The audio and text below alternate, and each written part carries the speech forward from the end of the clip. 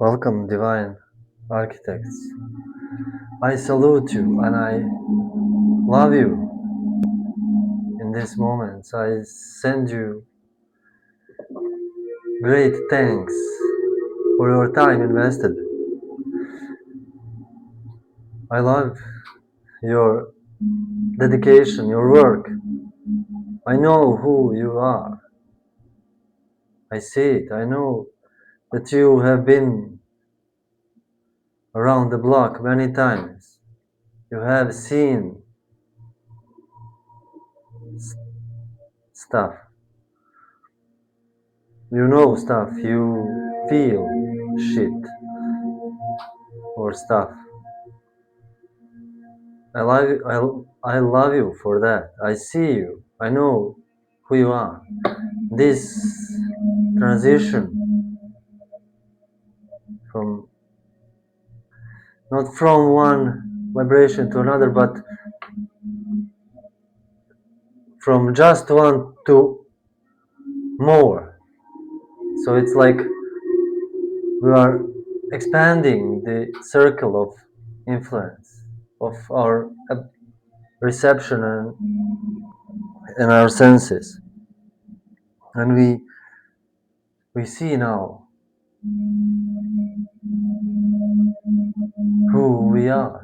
And you have been here many times. You are the incarnated Magi, Shamans, priests, the people who held the contact with the divine, with spirit, with God in former times, in the times when we were closer to nature. You were those people. If you found this video, you probably was one of them who held close touch with the divine through religion, ceremony, rituals, living in nature, shamanism, etc., etc., etc. And I am here, your humble guide for today, to reveal few blind spots, reveal where we are, how are you doing, and what you can do about it, and what the spirit is giving you as advice. So let it so be.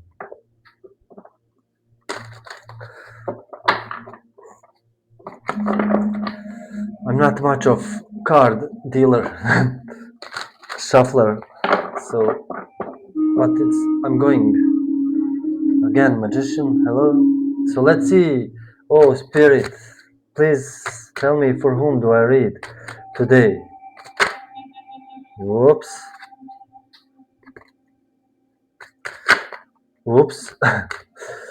Okay, I feel this is, for whom do I read today? Please, spirit. Page of Pentacles. What is the challenge of this page? The illusions. What is the message?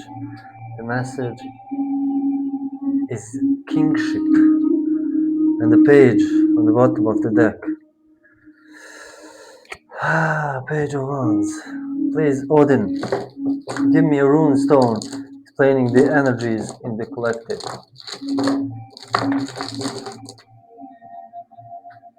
Yep. It's rune M, number 20. It literally means man. Letter M. Manas. Divine consciousness. Moon. Intuition. In Norse mythology, moon is male. I keep checking my mic. I recorded one message a moment ago and it was off. I turned it on and it was off. So I took another approach and it seems to be going well. So I see this is a messenger of some sort of, you are receiving some sort of messages. some sort of news about your material gain or your consciousness or your consciousness development, your spiritual path. This something is being revealed here to you, and I feel with this 7 of Cups, this is busting the illusions right in front of your face. This is stuff you have in your head, like in your the illusion we say to ourselves just to keep us going, just to stay in the comfortable situation. Your ego self, your ego sum ego. Your ego is you, the person who thinks you are. It's not evil, it's not bad, but it is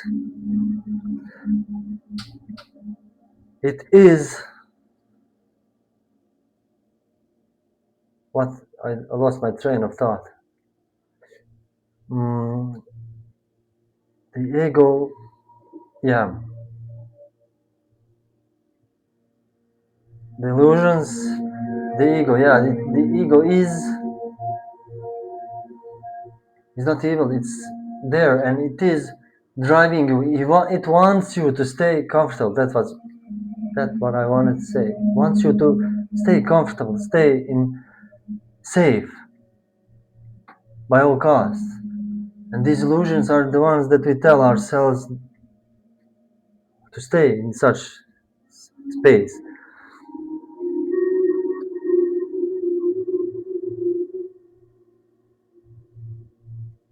You see how this king's throne is made of stone, and he is on the water. He's surrounded by the water, by this energy, and I feel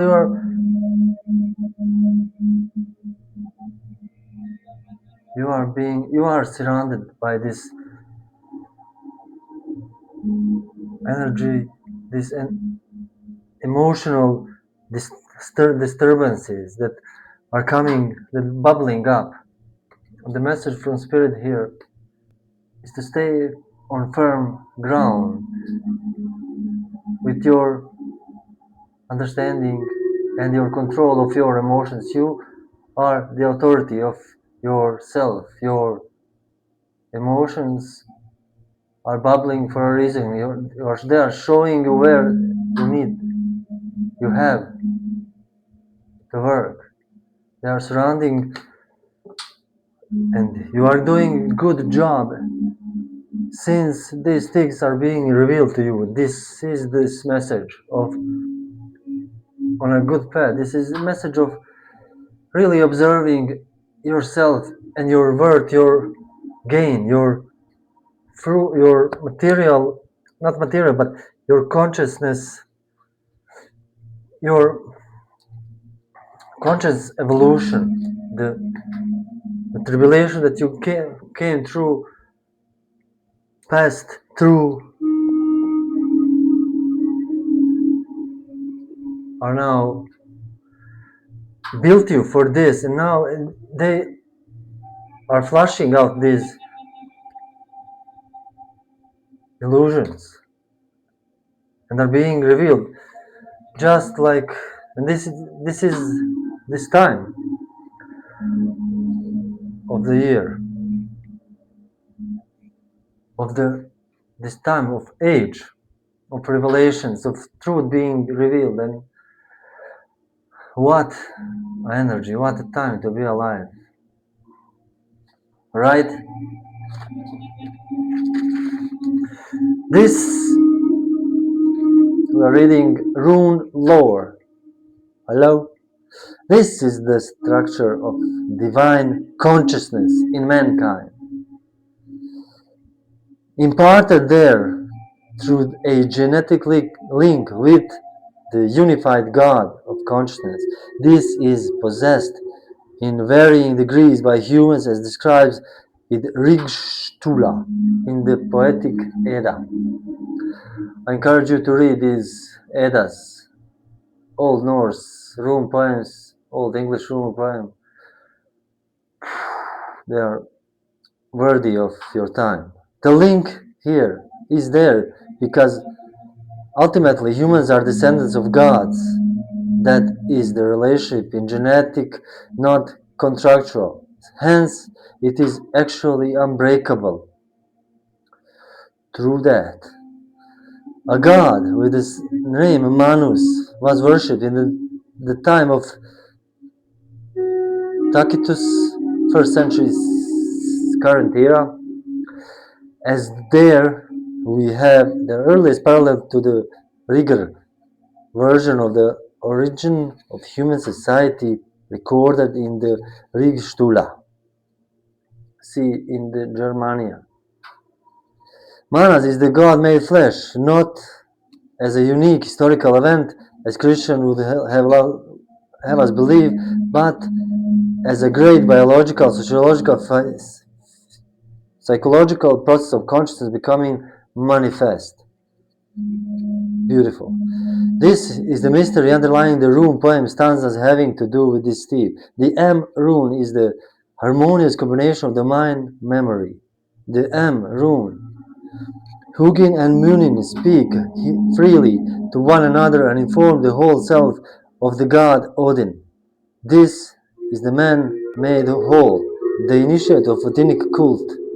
In Jungian terms, this is the individuated self.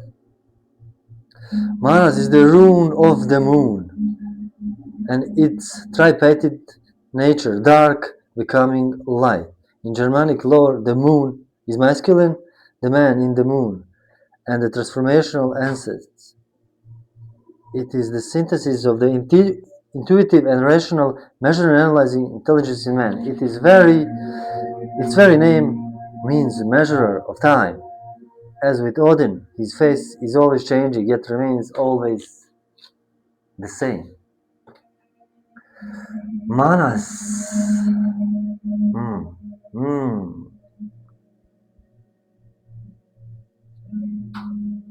This divine consciousness is surrounding you. This divine consciousness is surrounding you. And it is in you. It is you. It is the final you. The goal of this life is to unite with God consciousness. To merge our consciousness with God's. And you are getting these messages. Not sure from where, from whom. They might be physical messages, it might be this message. But you are getting intuition, and it's bubbling up, it's coming, it's rising from within. So my advice on this would be to trust this, that this isn't a test. This isn't, oh, we want to take you down because you are, but this is your stuff that's being bubbled up to be shown to you from the clouds, to show to you what are you carrying, what is surrounding you, what you have been fighting with. We forget quickly, very quickly, especially the negative, bad, the traumas and the hurts and kicks and heartbreaks. But if it's there and if it's bothering you, and if it does not go away when you command it to go away, then it is yours to be seen, to be integrated, to be healed in any way or shape or form. When the Spirit is saying you are surrounded with this divine light of consciousness that is showing you who you are and what you are, where you are not seeing yourself, where your shadow falls, so this light is shining upon those shadows of yourself that you hide from the world and from yourself, which must be integrated within you, not expelled or exorcised or cut off or ignored. This needs to be integrated. You must be a monster. You must be you must own these monsters of yourself, which means you control them and you do not allow to take on someone else. You control. You are a monster, but you control your actions. You are not beast. But if it needs, if this is your strength, if you need to unleash this monster, you can do it like this because you own your stuff. You own your shit. And this is the message. Like you are, this is not bad. This to integrate the shadow and the stuff that we are not so proud of ourselves, like these thoughts of, you could, I don't know, let us not go that way, but I'm not saying to express them and to show them to the world every day, no, but own them. You know that they are part of you and you love them, you integrate them and you control them, you move with them. And with this, first, you are not rejecting part of yourself. Second, you can use it if, God forbid, you need to. So, be a monster, but a gentle monster.